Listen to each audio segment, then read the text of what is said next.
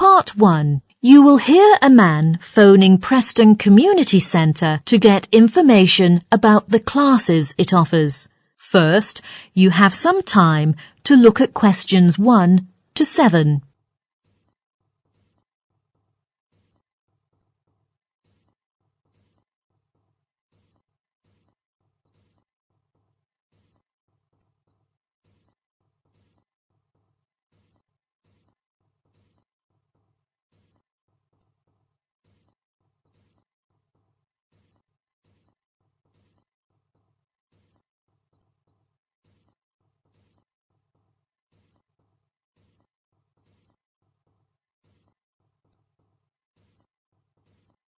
Now listen carefully and answer questions 1 to 7.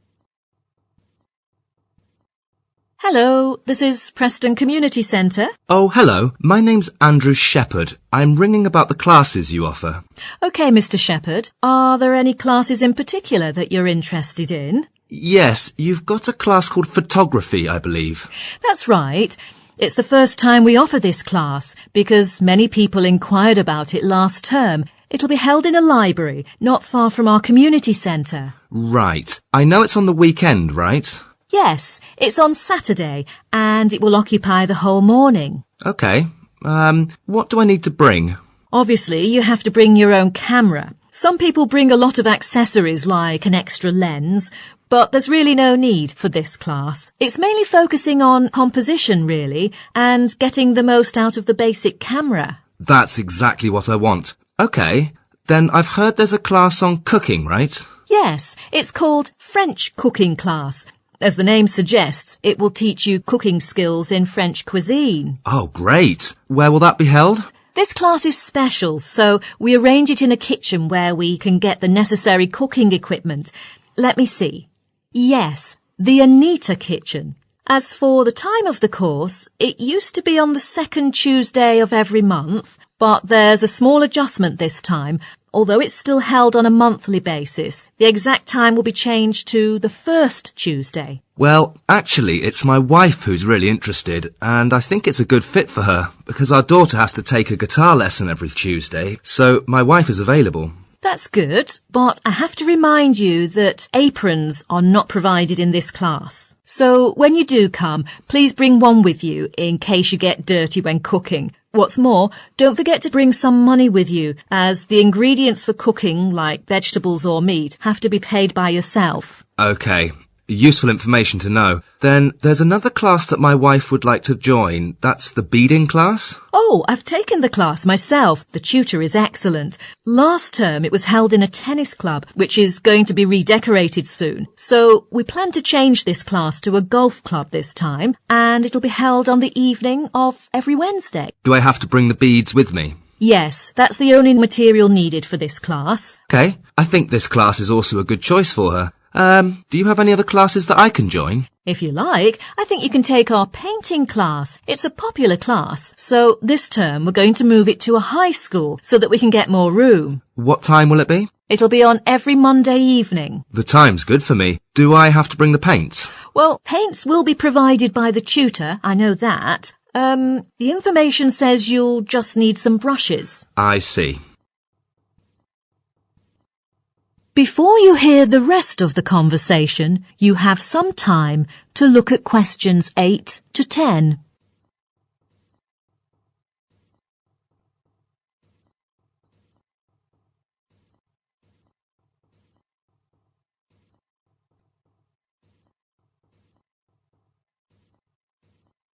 Now listen and answer questions 8 to 10.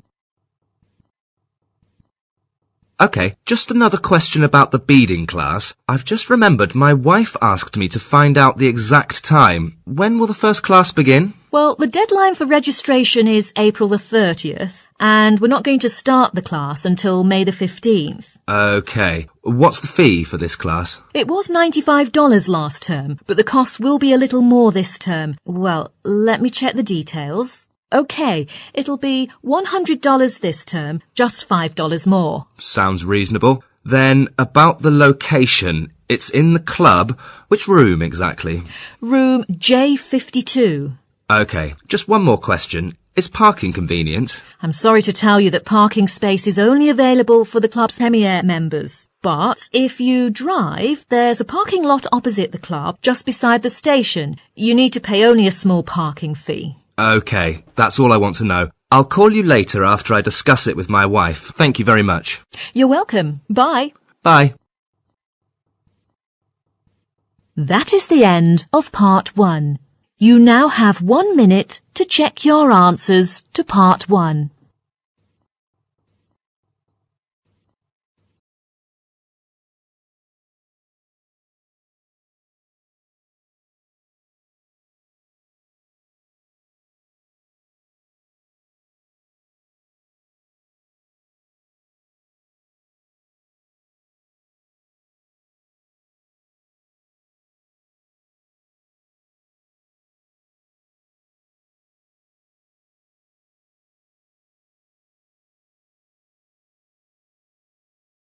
Section 2. You'll hear a coordinator for the annual ski and snowboard exhibition talking to the audience about some practical information for the whole event. First, you have some time to look at questions 11 to 15.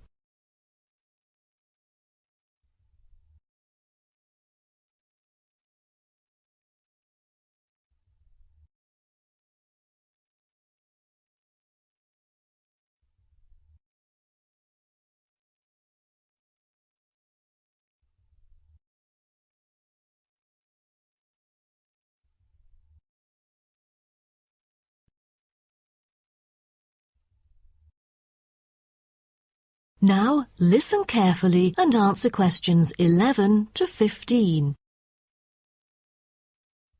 Good morning, everyone, and welcome to the annual ski and snowboard exhibition held from April the 8th to 17th. I am Mary Granger, coordinator of the event this year. The 10-day event features many highlights. As a snow sports lover, I know you are looking forward to a great time here. Now, I'd like to offer you some practical information about the whole event and what to expect from it. This might be the first time coming here for some of you, so for those who are still wondering about the right accommodation, I recommend Sky Hotel.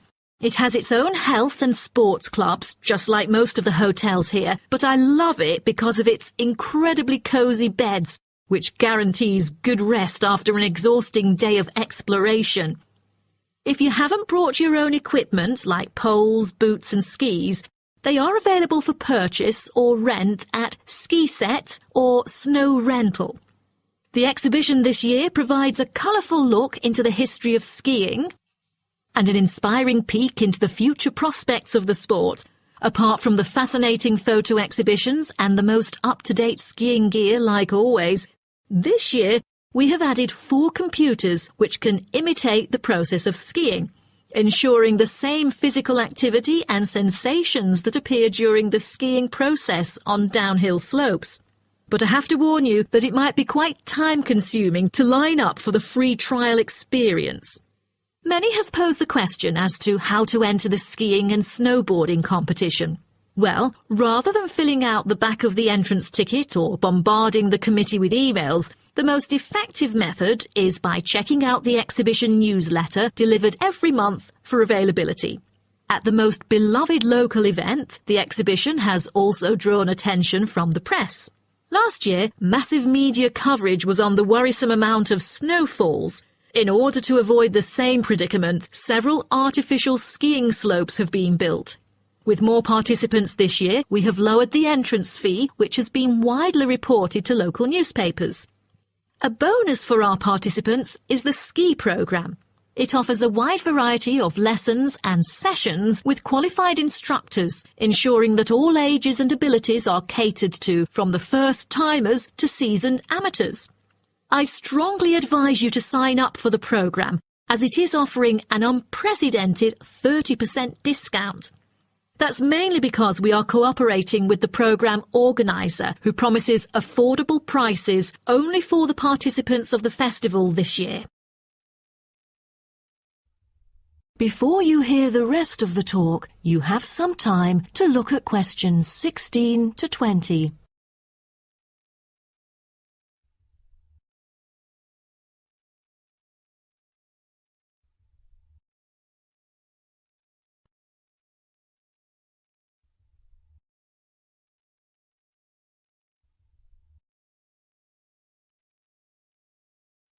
Now listen and answer questions 16 to 20. Now, I would like to introduce you to the list of presentations during the following week so that you can better plan your schedule. The first presenter, Simon, is one of our best ski instructors. As an experienced instructor, he will inform you about the dangers that face skiers and snowboarders. Accidents happen mostly to those who are careless or ignorant. Good risk management involves considering both the probability and consequences of an accident. The next speech, titled Solution, is given by Jamie Kurt. A list of problems may occur to novice skiers and snowboarders, so he is going to offer useful information for first-timers on choosing the appropriate gears, the right dress code, and ways of protecting your skin. For instance, some of you may have rented the skiing equipment, but rental footwear is notoriously uncomfortable.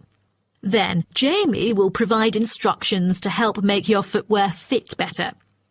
The third speech is about a documentary introducing skiing and snowboarding and the difference between the two sports. It also depicts a group of snow lovers exploring new slopes with breathtaking views. The director, Andy Fisher, will be there, addressing the whole shooting experience. The fourth talk is about the tricks of skiing, presented by Harry Tyson. It is most useful for those who have already tried skiing, yet still need more practice to master the sport. Harry will teach you how to turn more skillfully. A lot of people can keep their skis roughly parallel, but there's no point if you make it hard to work with and slide around out of control. Useful exercises will also be suggested to improve your parallel skiing technique so that you can tackle steeper slopes and enjoy yourself more. Jason Smith will be the last presenter, mainly addressing towards advanced skiers. He manages to apply snow climbing into skiing.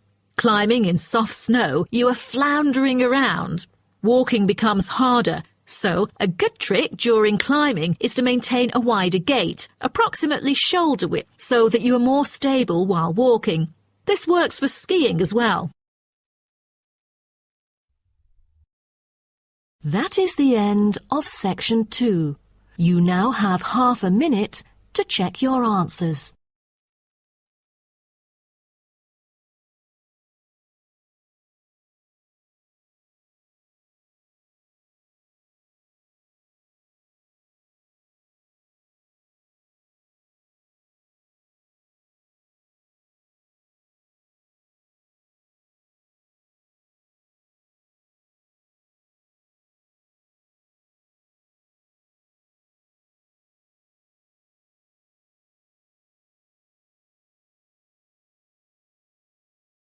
Section 3. You will hear a student called Jerry discussing a pedagogy course with his tutor. First, you have some time to look at questions 21 to 23.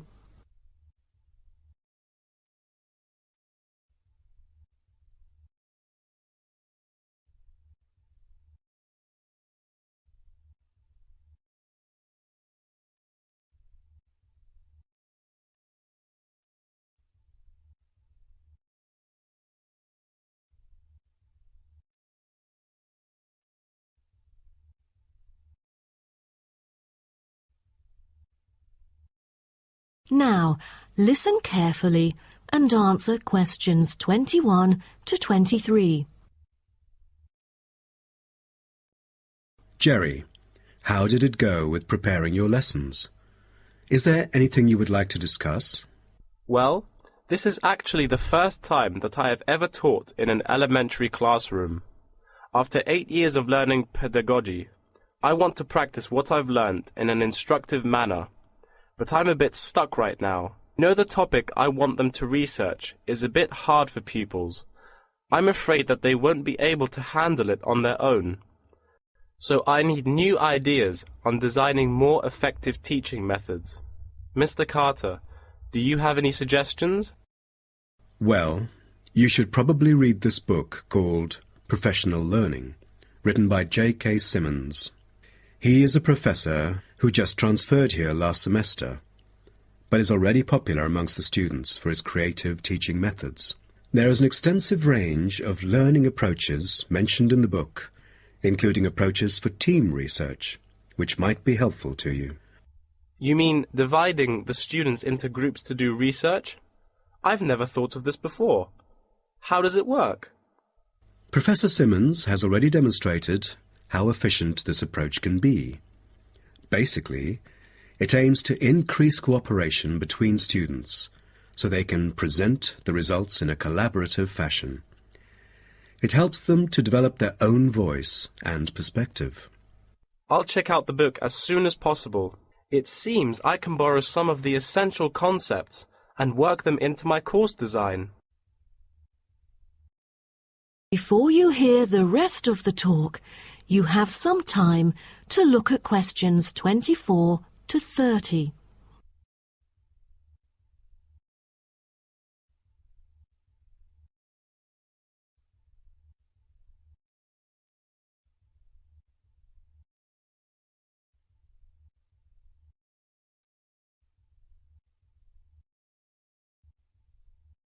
Now listen and answer questions 24 to 30.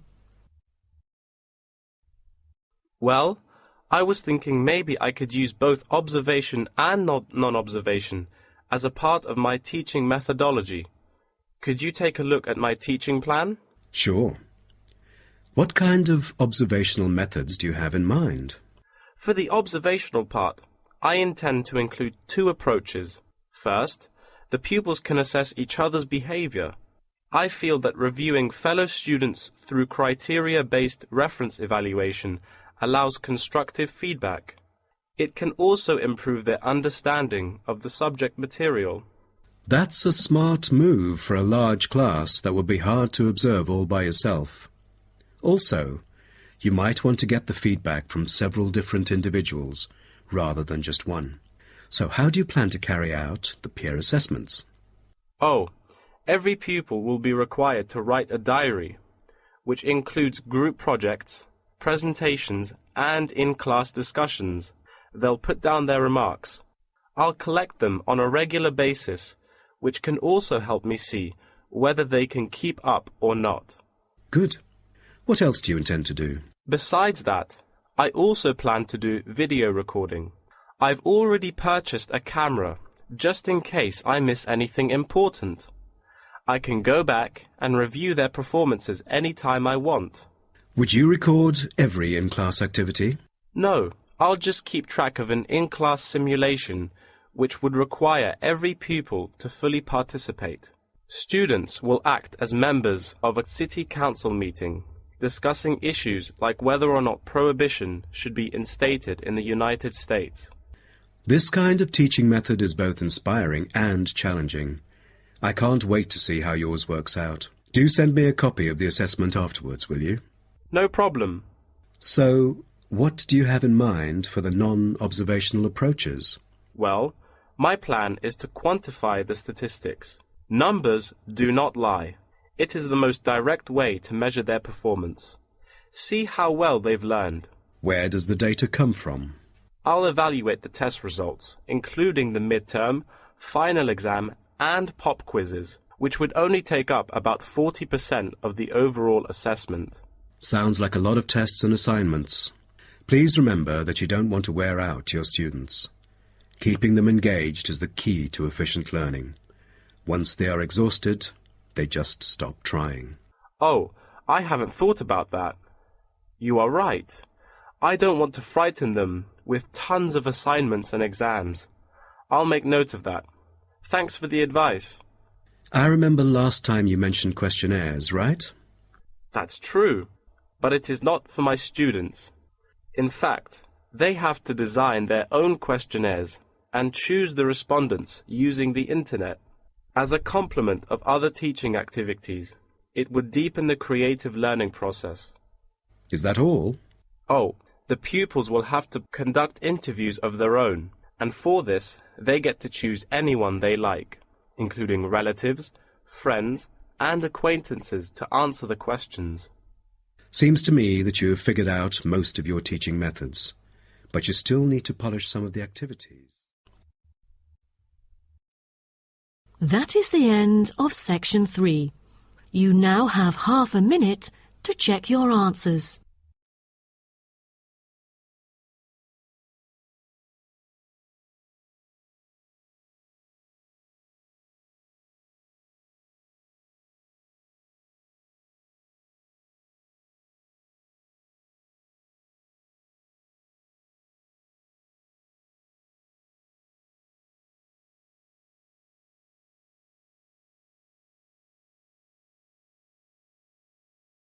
Section 4.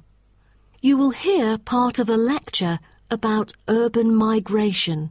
First, you have some time to look at questions 31 to 40.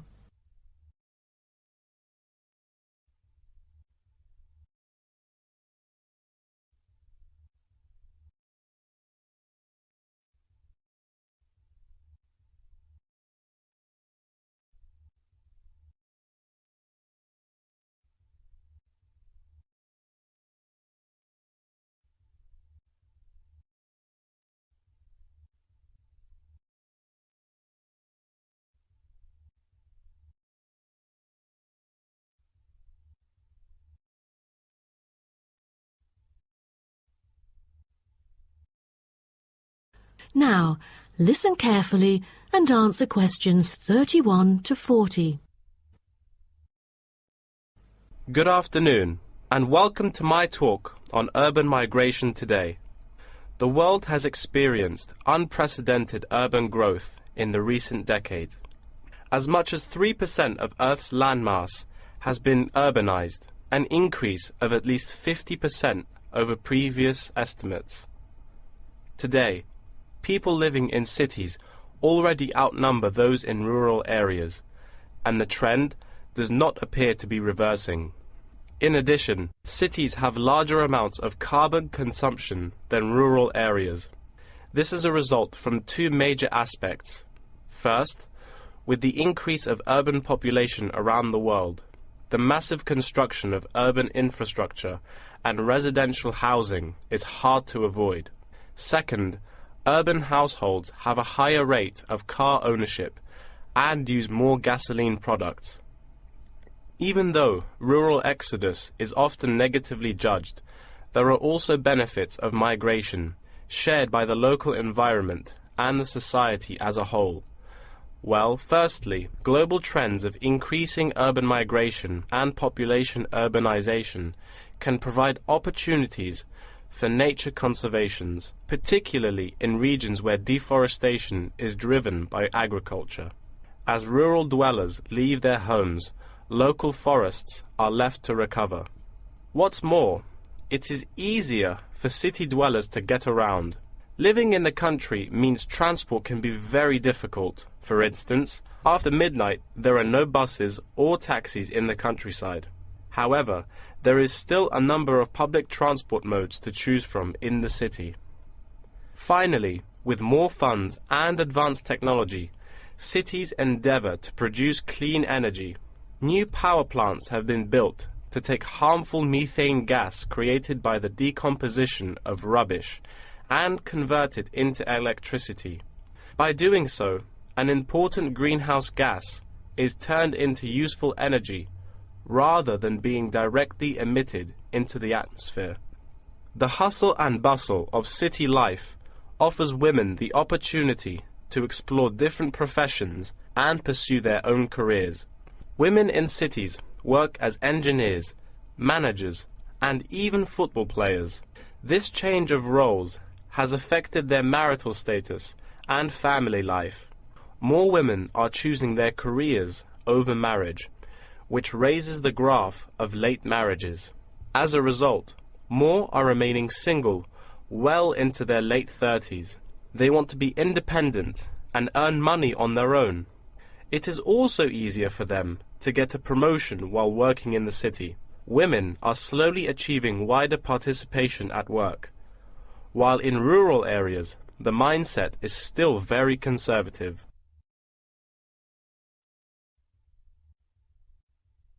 However, cities also change the way that humans interact with each other and the environment, often causing multiple problems. In general, urban wages are significantly higher, so moving to the city is an opportunity to earn what was impossible in rural areas. However, the wage difference is often offset by the higher cost of living and absence of self-produced goods, including subsistence farming. A sizable proportion of new corners attach greater importance to money and gradually abandon their former way of life, thus risking losing their culture. These new city residents are also faced with another problem. According to statistics, crime rates are significantly higher in densely populated urban regions than in rural areas. For instance, property crime rates in our metropolitan areas are 3 to 4 times as high in comparison to the rates in rural communities. Immigrants, upon arrival into cities, typically move into the poor, blighted neighborhoods because that is where they can afford to live. Crime in these areas is high and reflects poor living conditions, as these neighborhoods experience great levels of poverty. This pattern also occurs for violent crimes, which is much more common in large urban areas than elsewhere. In addition, traffic congestion and industrial manufacturing are prominent features of the urban landscape, which take their toll on the natural environment and those who depend on it. Air pollution from both cars and factory emissions affect the health of countless urban residents. Rural to urban migration can boost the urban economy. With a better economy, cities provide their residents with better welfare, but the concentration of services and facilities such as education, health, and technology in urban areas inevitably contributes to greater energy consumption. Another problem with life in the city is traffic congestion. It makes people late to work and thus stresses us out before we even get there. Deliveries can't arrive on time, gas costs money. The quality of life of those commuters starts to decline. What's worse is that if congestion makes it harder to match the right workers to the best jobs, it is economically inefficient as well.